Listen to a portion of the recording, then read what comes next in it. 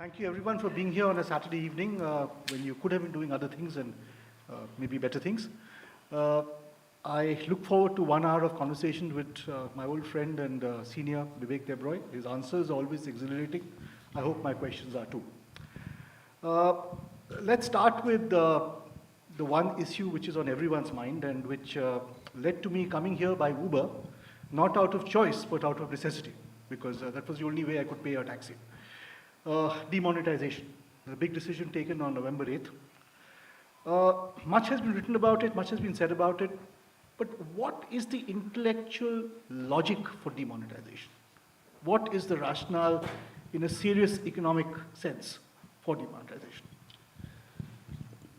Thank you, Ashok, and let me also join Ashok in thanking Shakti Sinha, Anirban Ganguly, and all of you, and to the Shyama Prasad Mukherjee Research Foundation and Nehru Memorial Museum and Library for having arranged this and for having invited me. I think, Ashok, to answer that question, one needs to separate out the intention beyond the transition period and issues of implementation during the period of transition. I'm sure we will talk about issues of implementation during the transition period as we go along. So let's look at the broad picture. Firstly, this particular initiative on the 8th of November should be interpreted not as a magic wand and the single magic wand that will resolve every problem under the sun. It needs to be considered against the backdrop of a whole lot of other measures that are being taken, specifically to address the issue of creation of new black income.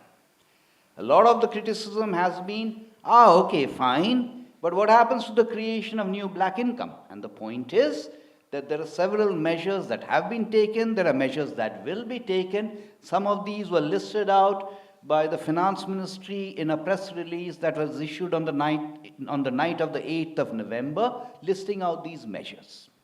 So this particular initiative on the 8th of November is meant to address existing stock of black wealth. Again, there are several people who have said, but look, black wealth is not necessarily held in the form of cash. It's held in the form of other kinds of property as well. And of course that's true, but it's also simultaneously true that other measures are being taken to address that kind of holding of black wealth in other forms. Here we have this cash, and depending on the estimate, which is very difficult to obtain because these things are difficult to quantify and make precise, let's say 15% of that cash is black, either because it is income that originated in the form of an illegal activity or because the activity was legal but you did not pay taxes on that. So this is meant to destroy that and therefore also act as a little bit of a deterrent against new creation of black income in the future. Add to that the issue of fake and counterfeit notes, which may not be that high a percentage in the total volume and value of currency in circulation, but has exponentially increased. I have two follow-up questions. One specific to demonetisation, one a broader question on black money, which has been a part of our discourse for several years now. There have been pointed references to it, there have been exaggerated references to it.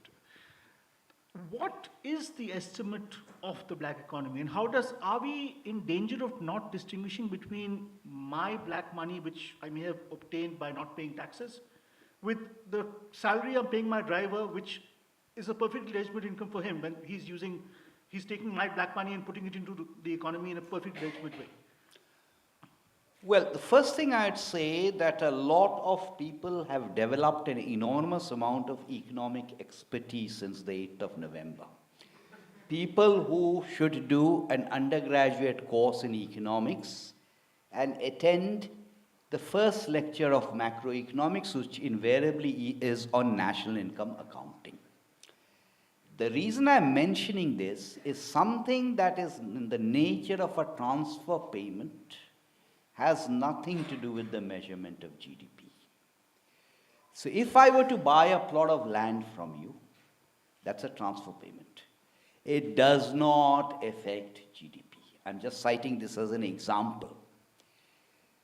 The reason this is important is much of the assertions, many of the assertions that are being made about the impact of whatever has happened on GDP do not recognize that transfer payments do not figure in GDP numbers, and the GDP numbers are only about what is legal. The illegal part by virtue of being illegal, the black part by virtue of being black, does not enter a GDP calculation at all. India is an economy where a significant amount of transactions are still done in the form of cash.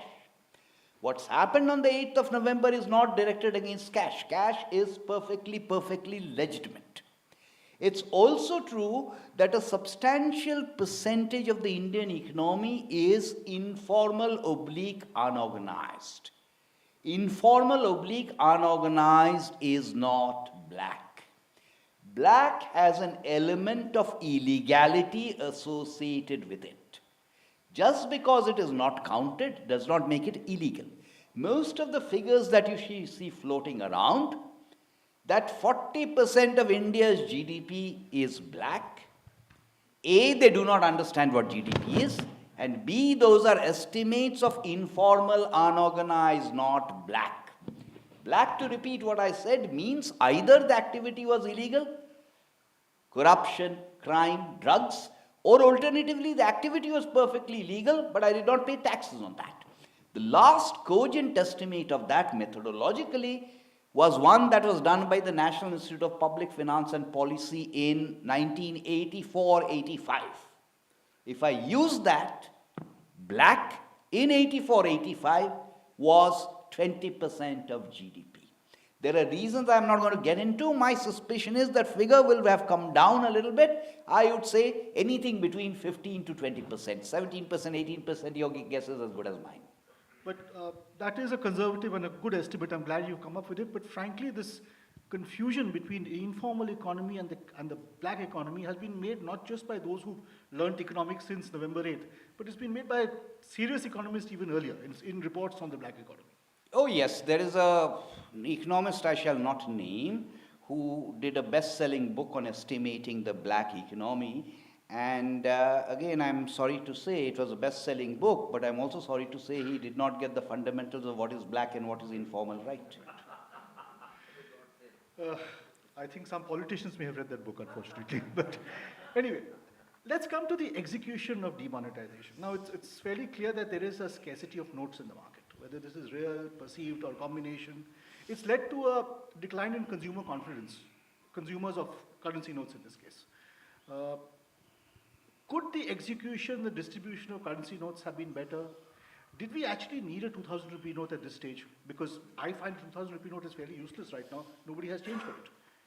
Did the 2,000 rupee note have to be of a different size? Okay, let me give you 4 points. I'm mentioning these 4 points because these 4 points are not always appreciated. So it is necessary to spend time on these 4 points.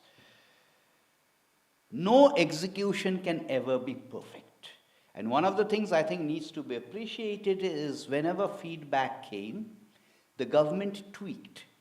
That's being used as a criticism that the government does not know what it is doing. I would regard it more in the positive light, that if there is feedback, if there is constructive feedback, a government that is flexible and tweaks is a welcoming government.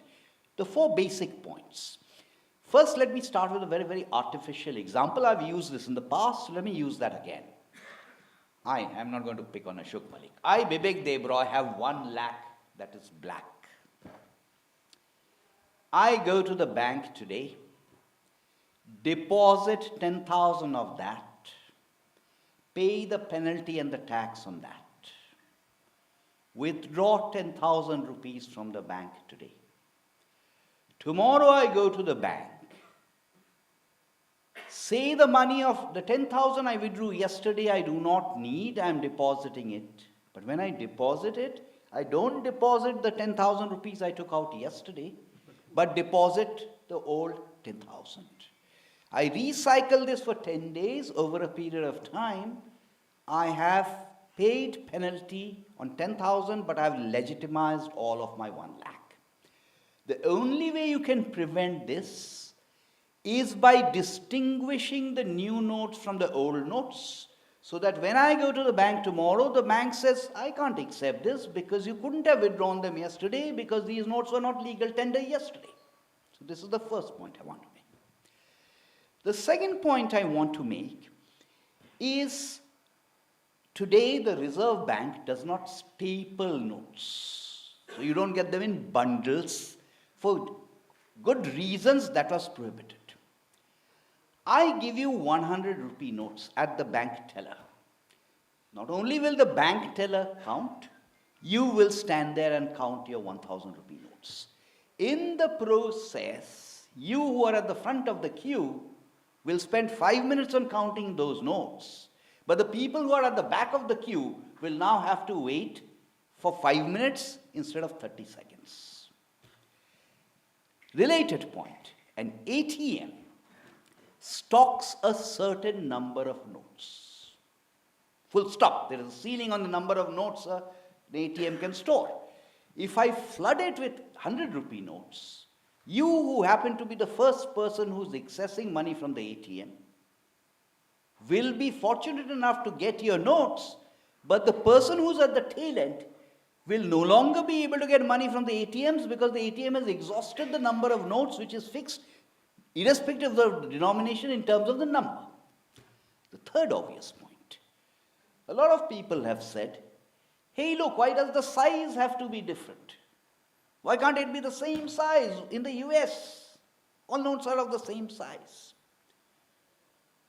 Today our per capita income is around $1,600. In the 1870s, the US per capita income was $3,000. So please don't tell me what is happening in the US and expect me to accept the argument that's equally valid in India. Today in India, a lot of people differentiate between the value of notes in terms of the size. Please accept that reality of India. Not everyone in India comes to attend discussions in Nehru Memorial. Not everyone in India lives between Noida on one side and Gurgaon on the other. There is another India where notes are still distinguished in terms of size. It is not just about the visually impaired. It is about all these people also. The fourth point I want to make, and I'm appalled that people don't realize this. How do ATMs distinguish between notes? They distinguish between notes on the basis of size and weight. So if the 2,000 rupee note had been exactly of the same size and weight as a 1,000 rupee note, the ATM would have identified it as a 1,000 rupee note until the ATM had been recalibrated. So even if the 2,000 rupee note had been of the same size and weight as the 1,000 rupee note, I would still have had to calibrate the ATMs. Now please don't get me wrong, I preface my remarks by saying that implementation might have been better, but I'm giving you 4 very cogent reasons as to why these decisions have been taken, and no one has been able to suggest to me an alternative as on those particular 4 points. What was probably unexpected was the amount of arbitrage that happened, not in terms of withdrawing money from banks and ATMs, but on the exchange part. Okay, coming to a related question then, as of day before yesterday, as far as I know, of the 14 lakh crore in high value notes, 7 lakh crore had come into the banking system. Ideally, what percentage should have gone out as well to keep the market satisfied? Because some of that money will stay in the banks, it's not really needed, it's money I'm pulling out of under my bed to put into the bank. You see, look, everyone is facing a certain inconvenience. Everyone is facing a certain inconvenience, and the likes of you and me, I will answer your question directly in a minute. The likes of you and me, certainly the likes of us, We have some 500 and 1,000 rupee notes. What have we done? We have not deposited them yet. We've said, okay, till the end of December, we'll let the rush come down a little bit, we'll do that. The reason I'm saying this, that we will continue to be in a period of transition till the end of December. Now, on the numbers, please do realize that your guess is as good as mine, so the numbers I'm going to give you, please do not assume that they necessarily have the sanctity of truth. They are only back of the envelope kind of numbers. 500 rupee notes, 1,000 rupee notes, we've got 14 lakhs. Out of which 8 lakhs, in my view, is cash used for transactions. Used for transactions, so that comes in, goes back into the system. Net, at the end of that transition, we want those 8 lakhs back in the system, but I don't think that's going to happen till the end of December. And remember something that's no great secret, which is that there is still a little bit of shortage in urban India because the notes that exist have now been redirected for legitimate reasons towards rural India. So 8 lakh is the figure we want to come back into the system. That leaves, let us say, 6 lakhs. Out of that 6 lakhs, and again I repeat, these are just back of the envelope guesses. Out of that 6 lakhs, my hunch is it is 2 plus 2 plus 2. What do I mean by that? 2 is cash that was not illegal, but was sitting in people's homes.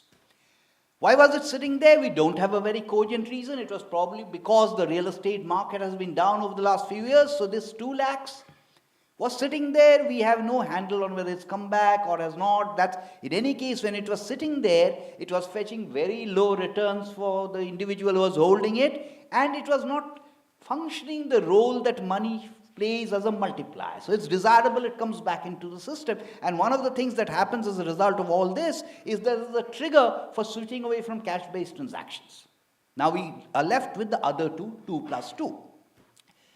2 of that, in my estimate, is what I have called in the past single black. What do I mean by that? What I mean by that is the activity was not illegal, but I did not pay taxes.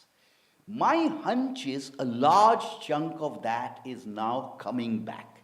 What we are seeing coming back, a large chunk of this is that kind, where the activity per se was not illegal, but people did not pay taxes. And remember, this needs to be considered against the conjunction of the earlier income declaration scheme and the greater scrutiny that's been happening on the part of the income tax department. We are finally left with the 2 lakhs, which was double black, illegal. That's the amount, I think, which will be completely destroyed. And I'm not even bothering about the fake and the... Yeah. So that's about, as by your estimates, and these are only estimates, I'm not going to hold you to this, about 15% of the 14 lakh crores could be extinguished. And one reason why that 15% may very well be correct is because that was the exact figure that was destroyed in 1978. Okay. So that is the benchmark we have. What happens to the currency or the value of the currency that is extinguished? There is some confusion. Does it go to the RBI? Does it make the RBI's books look good? Can it go to the government? What happens to it? And again, that's a very good question to ask, because people tend to assume that government is a single monolithic entity. It is not. Different things are described as government but are not necessarily government. If you look at this money that's coming in, it's going to come into 3 different destinations. Anything where I pay a penalty, pay the relevant tax, that's going to come into Government of India as represented by Finance Ministry, as represented by the Consolidated Fund of India. That's clear. That the government can use for whatever purpose it wants to use for, including expenditure on public goods and services. So in some sense, this is a transfer of resources from the relatively rich to the relatively poor. There is a sum of money that comes into banks. Now banks, even if they are public sector banks, they are not government. What this enables public sector banks to do is eases their problems with stressed assets. It eases their liquidity problems, and therefore, in principle, it enables them to lend more. The third bit which you are flagging is the one that is destroyed. We will have to wait for a clarification, because sooner or later, RBI, in consultation with the Finance Ministry, will tell us exactly what is to be done with it. But so far as the destruction is concerned, what it means is it reduces the liabilities of the RBI to that particular extent. Against that, what can the RBI do? The destruction of liabilities is a capital account transaction. Dividends are a current account transaction, a revenue account transaction. So there is no neat correlation between one and the other. Against the destruction of liabilities, the RBI, in principle, can buy more Indian government securities, or it can sell the securities of other governments that it holds, overseas securities. But these are the various options. We will have to wait for the clarification. Before that, anything would be premature speculation, because we don't quite know how the government is going to deal with that. But are there any initial thoughts in the government? I know I'm pushing you here. On how this money, should it, in some form or the other, and you mentioned two forms, come into the government system? No, Ashok, you are pushing me because do realize something. How is a currency note destroyed? A currency note is a promissory note from the Reserve Bank. It's a promissory note from the Reserve Bank. It says, I promise to pay Ashok Malik X amount of rupees. That cannot be extinguished through executive action. What has presently been done is through executive action by invoking the powers of the RBI Act. The RBI Act does not authorize the Reserve Bank of India to say that in January 2017, when Ashok Malik comes to the Reserve Bank of India, not a commercial bank, they can do what they want. When Ashok Malik comes in January 27 to a Reserve Bank of India office and says, here is my old 500 rupee note, the Reserve Bank executively cannot refuse to change it. That can only be done legislatively, ordinance or legislation, and the necessary legislation already exists in terms of the 1978 law. So at some point, this will have to be done, in the course of which this clarification will also happen. So at some point, the de facto December 31st deadline will have to become a de jure sometime in 2017 or later deadline. That's correct. And only then will we have some sort of control. That's correct. Or unless it is done before December. Yeah, okay, fair enough. To make it go to December. In the course of the demonetization discussion, you've had people speculating, including people in the government and the government system, speculating how if this money were to come back, it could be spent on public infrastructure, on housing and so on. So you have a strange situation where the government's critics are quoting Keynes and the government is maybe doing Keynes.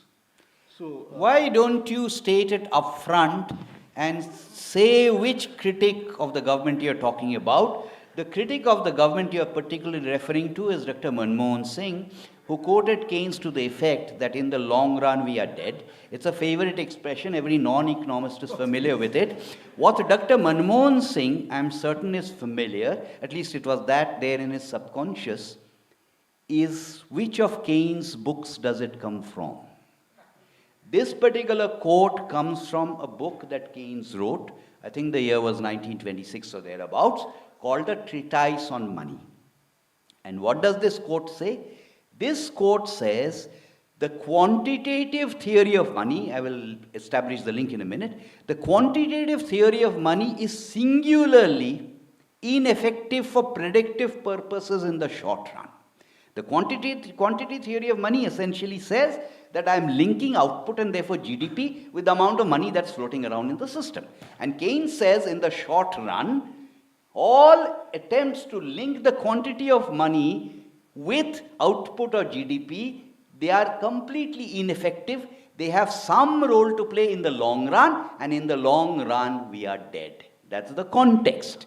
So please do not believe me. Look it up on the net. Look it up wherever in the Nehru Memorial Library. Why did I mention Dr. Manmohan Singh's subconscious? Because Dr. Manmohan Singh, being an economist, will have remembered the Keynes quote in its entirety and will have thereby realized his subconscious would have protested that this 2% GDP reduction he's talking about is of that same guessing nature, and therefore he brought in Keynes. Subconsciously, the entire quote, consciously only one part of it. Fair enough. Moving to beyond demonetization, in the past 2.5 years, we've seen the government make great attempts to kickstart the economy, but frankly, repeatedly with public investment. Roads, highways, railways, so on and so forth. Where is private investment? Because when the government came to office in 2014, there was a lot of hope that it would be able to trigger and bring back private investment. Private investment has continued to be flat. Why? All right. I think that question requires multiple responses. I think the first question to ask is that why, after so many years, almost close to 70 years after independence, why do 100,000 of our villages still lack the public goods and services? Why are they still deprived? Why are they marginalized? And the right response to that is that people are not voluntarily poor. Everyone wants to improve his or her life. People are poor because they do not have access to what governments call, or economists call, public goods and services. They're not public in the sense of being free, they are more like collective goods and services. Those may be roads, they may be railways, they may be airports, primary health centers, education, etc., etc. There is a switch that is articulated actually by the government sometimes, which is that what the government should be doing is to be spending on these. And if you spend on these, people will not be poor, and therefore you will no longer need those like MGNREGS. MGNREGS, of course, is a piece of legislation. So executively you cannot tamper with it, it has to go through Parliament. So there is this shift, that you will see the shift in some terms of several things that have been done, whether it is in terms of electrifying villages, whether it is in terms of building roads. And remember, under the 7th schedule, some areas are clearly the union government's areas. It is exceedingly important that parts of India which have not had rail lines in the past, have not had airports in the past, are now having those. So the public investments, particularly in roads and railways, are of that nature. So far as the private investments are concerned, private investments require public investments as a catalyst.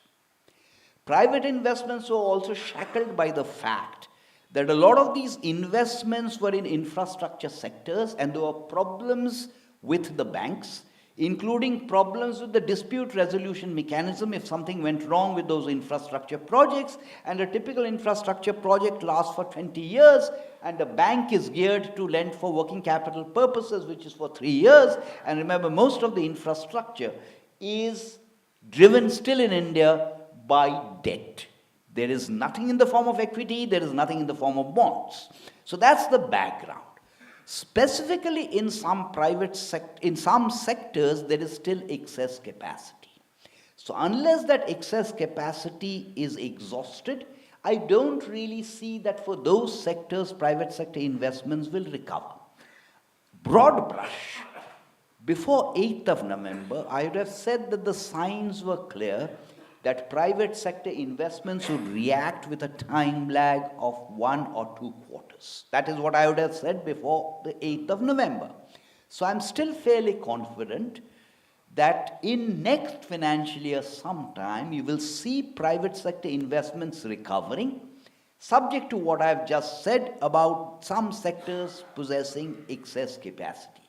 You do see signs of some private sector investments happening. For example, before 8th of November, commercial real estate had actually taken off.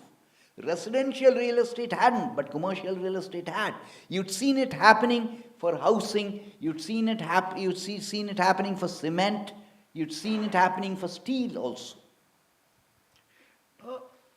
The issue of both public and private investment is linked to another big demand which came up in 2014, jobs.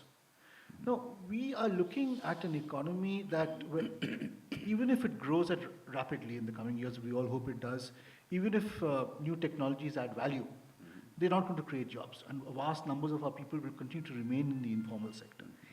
Are initiatives like Startup India or the grassroots entrepreneurship programs the government has come up with a recognition that big formal sector jobs are not going to happen, and citizens will have necessarily have to empower themselves with mom and pop models?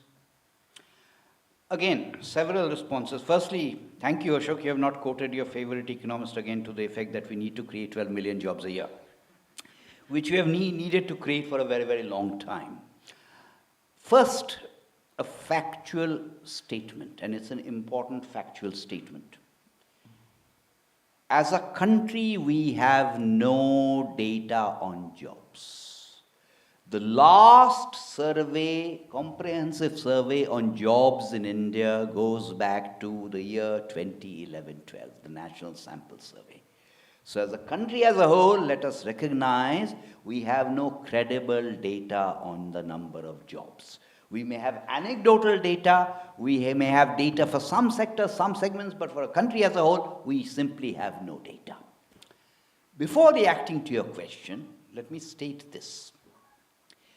One of the remarkable things that has happened is a large amount of enrollment in schools, even amongst the poor, particularly amongst girls. I'm not getting into issues of dropout and retention and the quality of that education, all that is perfectly relevant, but people getting into schools.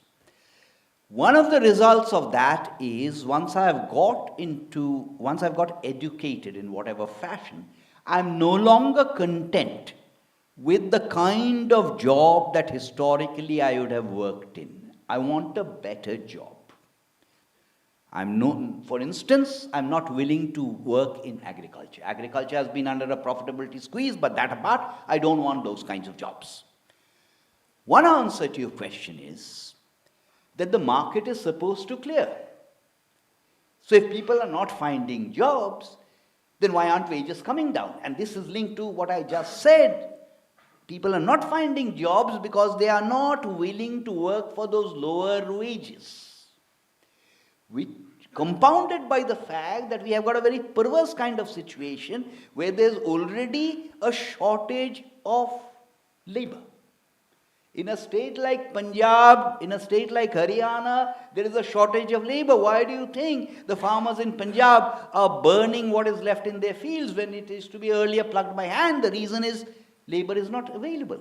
Simultaneously, you have more people entering into the labor force in parts where the demand is not happening. So we've got a matching issue geographically, and the present forms of intermediating between the supply of jobs and the demand for jobs is very, very inefficient. In addition, linked to what I said about the wages, we've got a very serious skills problem. The skills initiative happened with a great deal of euphoria about private sector participation under the UPA. Nothing very much happened. This particular government is trying to rejuvenate the delivery of skills because education is not synonymous with skills. Directly answering your question, it is true that classic manufacturing is increasingly capital intensive. It will not deliver the number of jobs that we require. For example, today, subject to the fact that all data are old, I told you all data are old. Today, organized and unorganized manufacturing employs about 40 million people. That's it. Even if manufacturing's GDP is of the levels that China has, that 40 million will become 90 million and no more. What happens to the rest? What happens to the people who are working in agriculture broadly, often in subsistence level occupations? The answer is those jobs will have to be found in the broad services sector.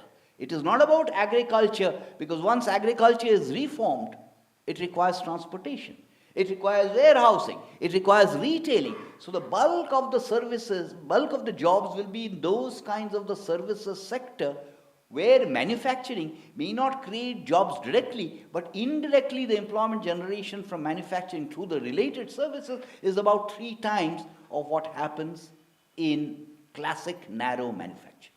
I'm going to take you back to a point you made about the Rural Employment Guarantee Program and doles. I'm no fan of doles, but Narega serves some purpose, but also distorted job markets as. Yes. What has been done to address that distortion in the past 2 years? And somewhat related, in moving from populism or blind welfareism, call it what you will, to this self-starter mode of the Jan Dhan Yojana, of a contributory pension scheme, of a contributory insurance scheme, is the government merely responding to imperatives of fiscal prudence, or is there a larger philosophy? No, I'm sorry, I forgot to answer the earlier question in its entirety. Yes, now that you've linked it up, I should have answered it earlier. There is the recognition, the entirely desirable recognition, which the Prime Minister has flagged several times, that entrepreneurship is not just about corporate sector manufacturing. It's not about corporate activities. India is not a country where people should seek to become employees and search for an employer. India is a country where there is already a huge amount of self-employment and entrepreneurship, except that the bulk of it lacks any kind of legal identity. The bulk of it lacks the enabling environment for it to flourish and deliver. So yes, there is a conscious attempt to push that kind of entrepreneurship. So far as MGNREGS is concerned, I already told you it's a piece of legislation. A piece of legislation can only be changed through Parliament. However, MGNREGS is essentially demand-driven. And if you track it down the years, you will find that the number of applicants for MGNREGS, although it varies from state to state, the number of applicants for MGNREGS has actually come down, which is a good thing, because what it reinforces is the argument that if people have better options, they will no longer seek doles. One of the classic problems with MGNREGS is that MGNREGS does not lead to the creation of productive assets. I will skip the nitty-gritty details, but there's been an attempt to tweak the rules so that you can actually have the creation of productive assets. Not the legislation which you cannot touch, but the rules have been tweaked. This leaves the question of a broader structural change that is being attempted, which is, we talked about this, India is informal, India is unorganized, much of India is self-employed, there is no employer-employee relationship. The number of Indians who are in an employer-employee relationship is about 50 million, that's it. Now the reason this is important is, you need a system of social security. A system of social security is always easy to deliver if it is organized and if there is a clear employer-employee relationship. It is much more difficult if it is self-employed. So some of the things that are happening as a result of the Jan Dhan Yojana, and just to give the numbers to people, and this is important, although we started with demonetization, this is something that could have occurred then, but let's mention this now. That people who say that Indians lack bank accounts, they do not realize the transformation that has happened in India. 255 million accounts have been opened under the Pradhan Mantri Jan Dhan Yojana through banks, through the Bank Mitra program. A large number of these people have RuPay cards, debit cards.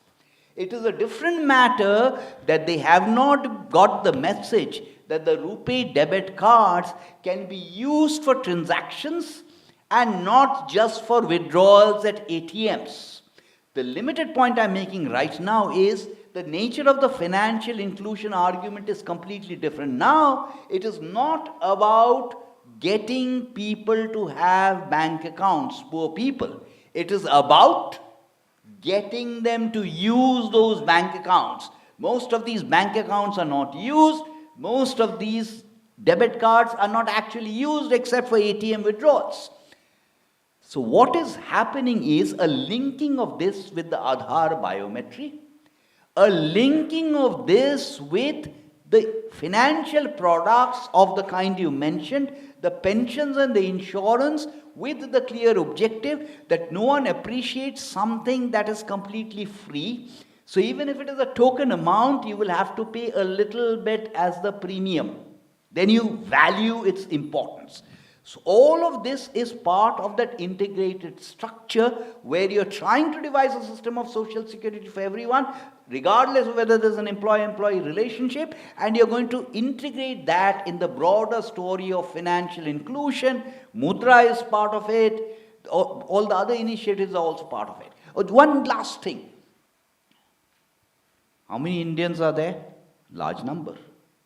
How many are young, under 18? Quite a few. How many are therefore eligible to open bank accounts? Not all of them. So when you suddenly see commentators writing in the newspapers dividing the number of bank accounts by the total number of Indians, please do realize that's a very, very elementary mistake. Fair enough. You've enunciated the government's principle in seeking to empower the individual, the citizen. Another pillar of the government's empowerment program is empowering states. Yes.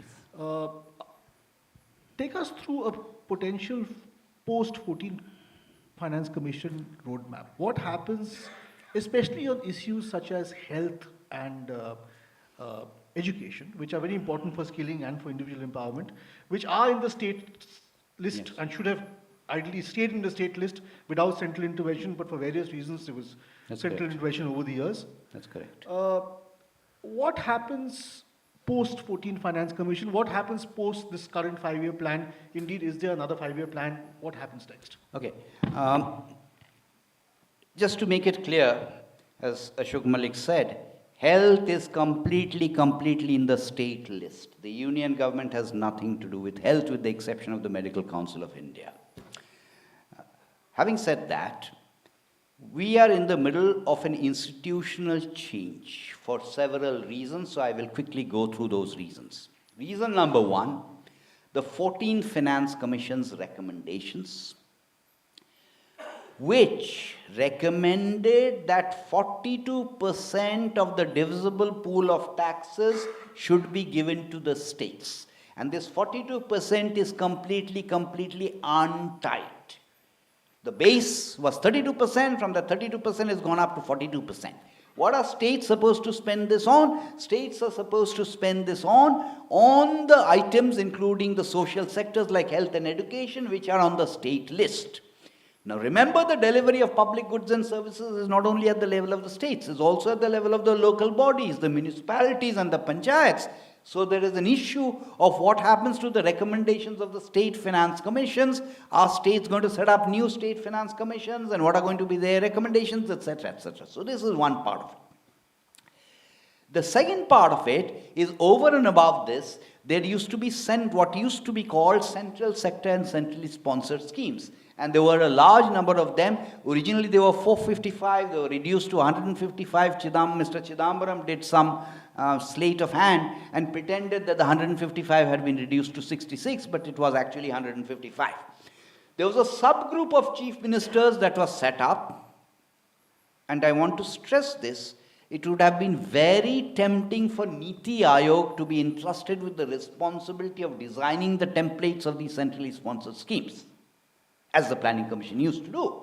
Instead, it needs to be appreciated that what was done was a subgroup of chief ministers headed by Shivraj Singh Chauhan was set up to recommend which are the central sector centrally sponsored schemes. And this group recommended 30. So first, 14 Finance Commission, second, rationalization and harmonization of the centrally sponsored schemes into this 30. Third, from 1718, a complete revamp of the government accounting system, moving away from the classic plan versus non-plan distinction to a reporting that is based on revenue versus capital. States all states are going through this transition. They used to have state level schemes, they will have to rationalize all this, they will have to redo their budgeting, etc., etc. All of these ingredients will begin to fall into place, in my view, not even from 1718. It's supposed to fall into place from 1718. In my view, it will take longer because all states do not have similar capacities. This may well spill over into 2020, which is when we will have a new finance commission. NITI's job is to be an intermediary between the union government and the states, is also to monitor not public expenditure as the planning commission used to do, but tangible improvements in outcomes. So that is what we monitor. One of the things NITI is trying to do is actually measure the extent to which states are using this extra money to do this, that, and the other. And so far, it's very, very preliminary, but we find that the question is wrong. What do I mean by that? The right question is not whether states are spending some amount of this extra money on health, which they are, but what is the composition of that expenditure on health? Is it being paid? Is it wages and salaries and pensions, which have lead to dubious improvements in health outcomes, or something else? So, as I said, this is what we do. The 5-year cycle of plans is over. Instead, what NITI is doing is what can be described as a perspective planning exercise, which is a 15-year-long vision document distilled into a 7-year time frame, distilled further into a 3-year time frame, which essentially says, this is where we want India to be in year X, let's say 2032, but India is not Delhi, so let's build upwards, not just from the states, let's build upwards from the districts, let's build upwards from the blocks, let's build upwards even from the villages when we can. If I could ask you to expand on that distinction between NITI and the Planning Commission. On a day-to-day basis, on a regular 9 to 5, or since it's a government office, 11 to 4 basis, what does NITI do which the Planning Commission didn't do, or the other way around? Well, firstly, I mean, if I'm going to dramatize it, the chief ministers used to come to the Planning Commission. The chief ministers do not come to Niti Aayog. Niti Aayog goes to them. Niti Aayog is their friend in Delhi, as the Planning Commission was also supposed to be. It is a different matter that not all chief ministers necessarily perceive Niti Aayog as a friend in Delhi. But we are supposed to intermediate and help them with whatever problems they have, and they do have problems because some project gets stuck here, some file gets stuck here. We are their friend. We help sort out that problem with union government ministries and departments. We are also their voice in Delhi when there is a tendency, as every finance ministry has a tendency to do, of trying to accomplish deficit targets and therefore slashing not revenue expenditure, but slashing some capital expenditure that is of the social sector variety. So the direct answer to your question is, well, one difference is half the time I being representative of other people who work in NITI, half the time we are not in Delhi, we are somewhere else. Like from tomorrow I'm going to be in Bhopal, on Tuesday I'm going to be in Gandhinagar. So roughly every alternate day, I'm somewhere else. Which is a change from chief ministers having to come to Delhi and get blocked at the gates of the Niti Aayog, Planning Commission, and then. When you look at more money for the states, more economic empowerment for the states, greater autonomy in framing labor laws or land acquisition laws, or in designing social sector programs, there is greater political blessing, for lack of a better word, for a multi-track India, where states use their own capacities. Some states may not have enough capacity to do their own thing, and you have a multi-track India which integrates with the global economy at a different pace, which offers different lives for its citizens. Uh, do you see this as a challenge, as an inevitability? What? No, I think we need to recognize that India is heterogeneous. I think we need to recognize that we cannot have a uniform template for all of India. Certainly not a template which is devised in Delhi. A lot of people have argued down the years that India is too centralized. It was centralized because of what the British did. It was centralized because of the policy of planning adopted after 1947, and India needs to decentralize. All too often, this decentralization is interpreted as union government to state governments. That's only part of the story. A much, much more important decentralization is at the level of the states. Because, just as I said, India is not homogeneous, India is heterogeneous.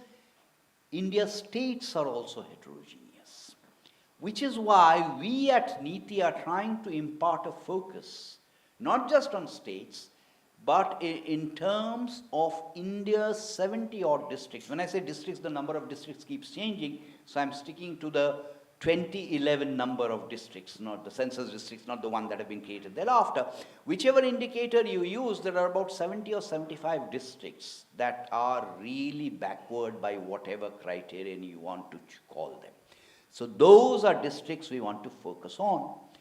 But I should also say that somewhere down the line, we as a country, this government can't do it, but we as a country, we need to debate the 7th schedule of the Constitution. In fact, we need to debate the entire Constitution. What do I mean by that? There was a Constitution we inherited in 1950, and there is a Constitution we have today, which is quite significantly different from the Constitution we inherited in 1950. We really need to have a debate, A, on the broader issue of the Constitution, which Constitution is better, was better for us, the 1951 or the subsequent one. And we also need to debate the 7th schedule, which you have also been referring to, about whether we need a union list, whether we need a concurrent list, whether we need a state list, or whether we need a union list, a state list, and a local body list.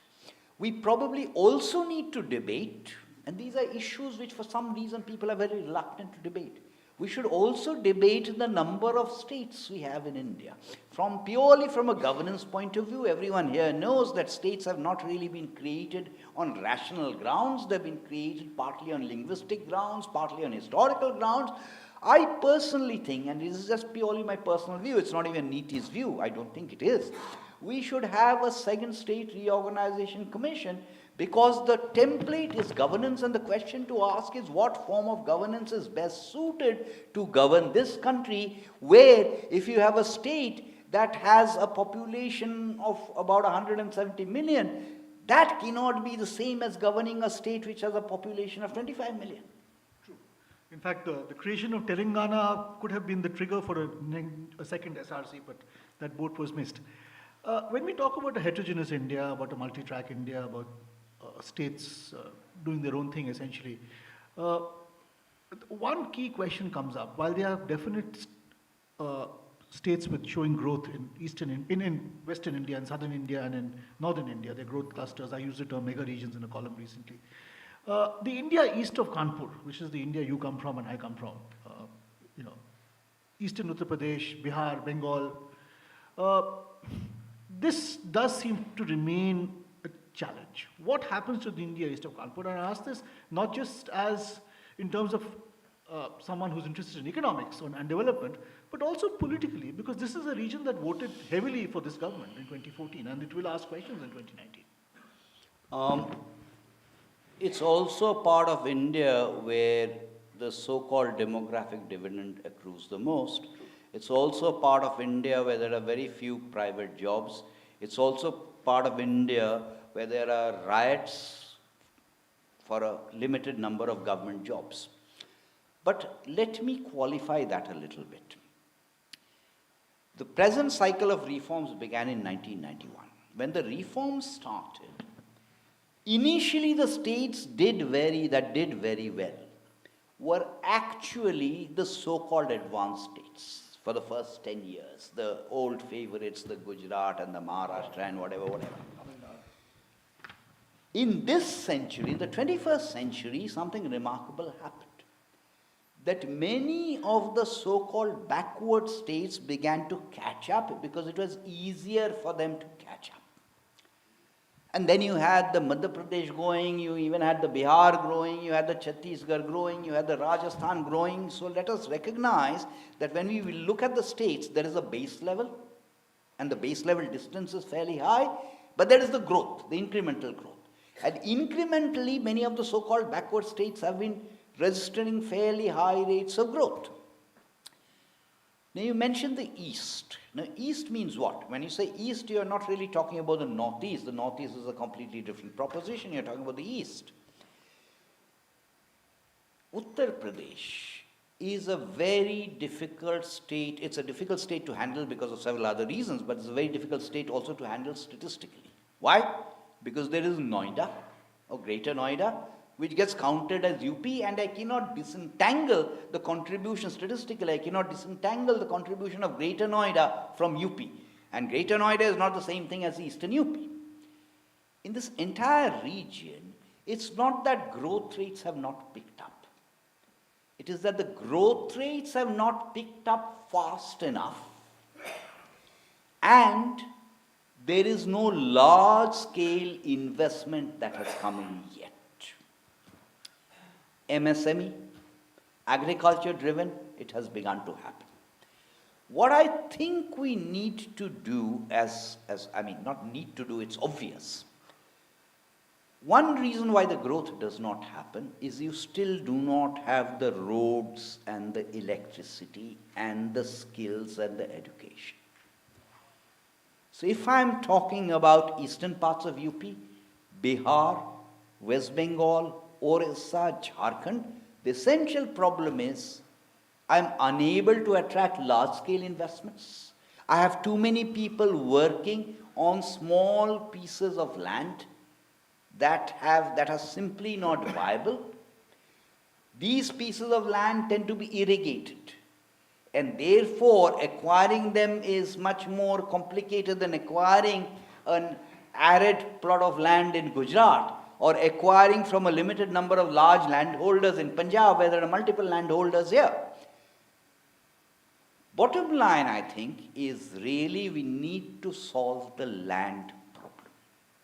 Because for these states, every state, depending on the level of development, has a certain input that provides the growth impetus. And for these states, we are primarily talking about land, oblique natural resources, and labor.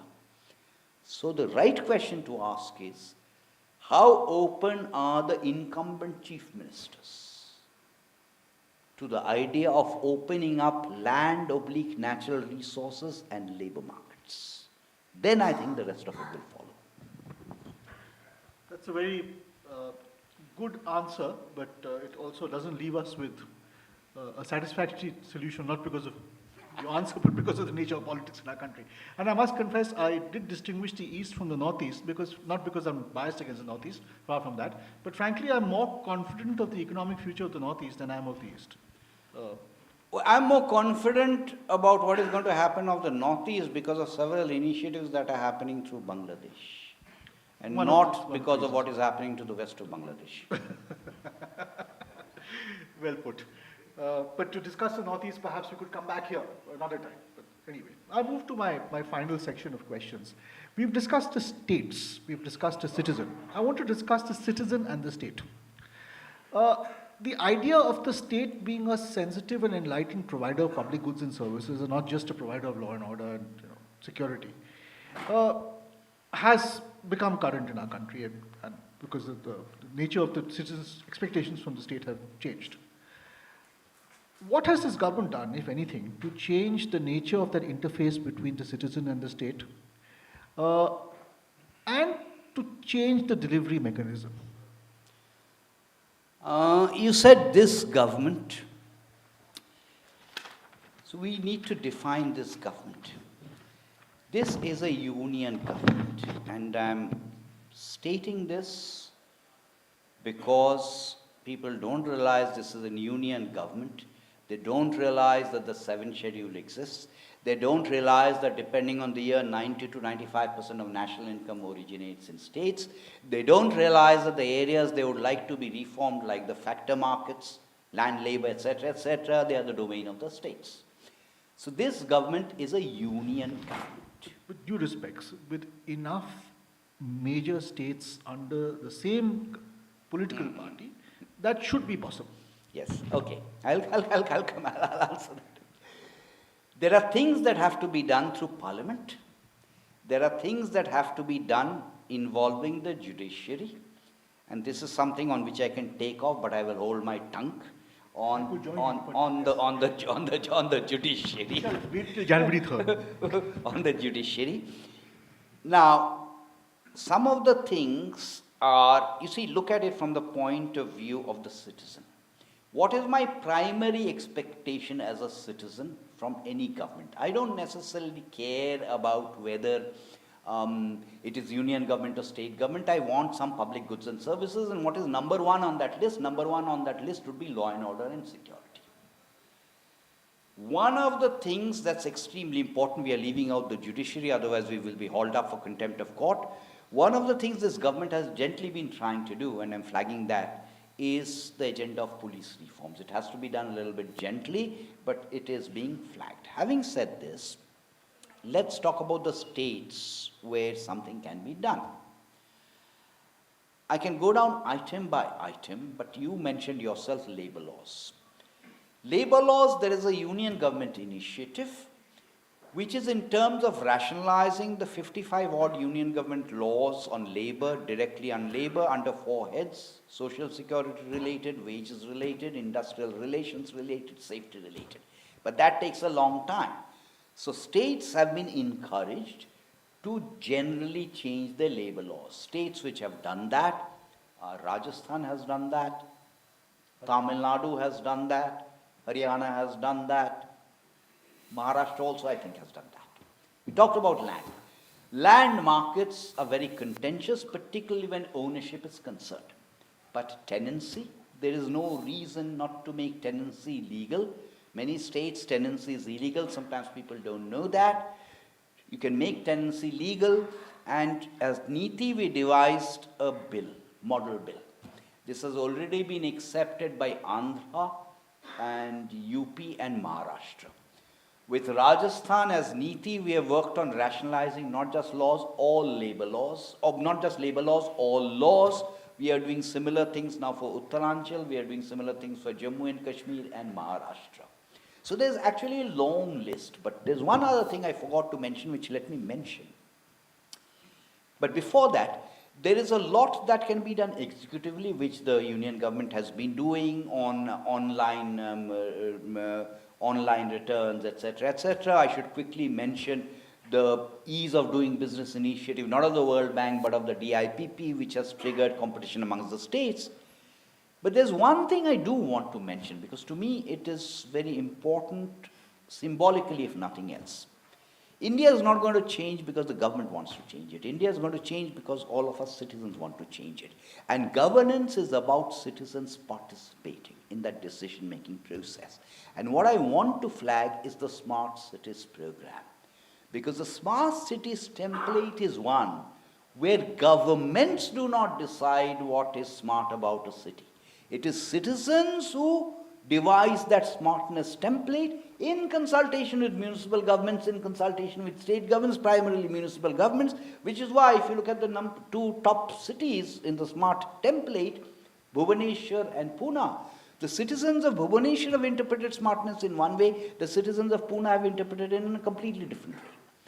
So I think the 3 most important things that this government has already done in the last 2.5 years, and I don't know whether this answers your question in some fashion, is one, completely overturn the institutional mechanisms of governance as they have known it. Be it in terms of bringing the budget forward, be it in terms of planning commission to Niti, be it in terms of changing the railway budget in the process, overturning many things that actually are colonial in nature. One, that. 2, making citizens participate in the process of governance. And 3, it's an intangible, it's linked to the second one, but I think it's extremely important. which is to instill a sense of pride. That this is in India, we don't have a chip on our shoulder, we will not negotiate with the rest of the world with that colonial chip on our shoulder. We are proud of India with all its warts and blemishes, and we will work together with the government to change it. So I would say that those three, somewhat intangible, are the three most important changes that have happened. And to some degree, this has been reflected even in foreign policy and the Yes. relationship with the diaspora. Yes. I'm not talking about a well-heeled diaspora in America, but even working class diaspora in Saudi Arabia or Qatar, giving them the sense that your mother country is behind you. Yeah. So that is also part of the citizens. Let's move to international trade. And the international trade is under a lot of challenge. India is one of the beneficiaries of the liberal trading order for 25 years. Not as much as China, but we have been a beneficiary. But it is being challenged today. And this is really my final question before we throw it open to questions from the audience. This government has done a lot to open up India to FDI, to open up sectors to foreign investment. That money hasn't quite come in to the degree it would have because the international economy is not where it should be, demand is not where it should be. And maybe India should have done it 20 years ago or 15 years ago, but that's not this government's fault, of course. But given the state of international demand, given global trade, given the questions about integration into global supply chains today, is Make in India, is opening up India to FDI, is it going to serve much of a purpose? Look, the FDI figures are actually quite respectable. I don't remember offhand what they are, but at the end of this fiscal year, the FDI figures should be in the vicinity of 60 billion. I don't remember exactly what they are, but they will be in that vicinity, which is not an insignificant sum of money. The FDI has already come in, particularly in sectors that are linked with auto ancillaries, IT-related stuff, garments. Those are the major areas where it's already come in. So far as trading with the rest of the world is concerned, I'm not getting into the issue of negotiations because the negotiations are stuck of whatever variety, whether it's multilateral, bilateral, they're all stuck. There has of course been a conscious attempt, which we must recognize, of bolstering close relationships with some of our neighbors, not all of our neighbors, with the neighbors who are tractable neighbors, and neighbors with whom you can deal with. Those, let us recognize that there has been a conscious attempt to improve the relationships. Having said that, trade is not doing all that well globally. If you look at India's exports, one issue is an issue of managing the balance of payments. Managing the balance of payments is a slightly different proposition from saying, what is Commerce Ministry doing about exports and imports? Balance of payments is completely comfortable. There is no reason for doubting the numbers on the balance of payments, not unless oil prices, crude oil prices go up to $150 per barrel or something like that. Short of that, balance of payments is comfortable. Now we come to trade. Trade, exports, particularly exports of goods, not so much services, are a function of three sets of factors. I can complicate the story, but essentially three sets of factors. One is demand, which we have already said is not doing that well. Two is supply side improvements. Now, supply side improvements involve not just Commerce Ministry, broader issues of reform. Now, one of the things that's been happening is better ports, logistics, you're seeing the beginnings of that, the DFC, the DMIC, around the course, or that kind of thing, that kind of initiative is happening. Thirdly, the exchange rate, which you don't really have any control over because it's a function also of the capital inflows. Make in India, what does it mean? You are not in the 60s where you could have given Make in India, where Make in India would have meant special fiscal incentives. Fiscal incentives are on their way out. You cannot have a situation where, like China, you say, I'm going to initially open up only the southern coastal provinces. I'm not going to open up the rest of India. That's not going to happen.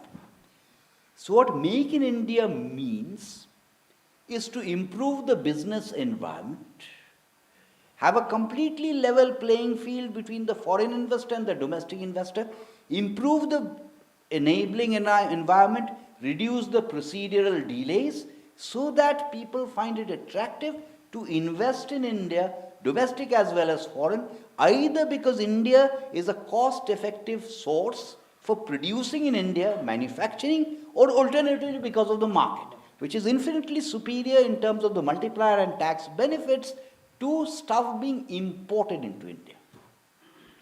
Fair enough. I'll stop there. We've spent an hour. Thank you for answering all our questions.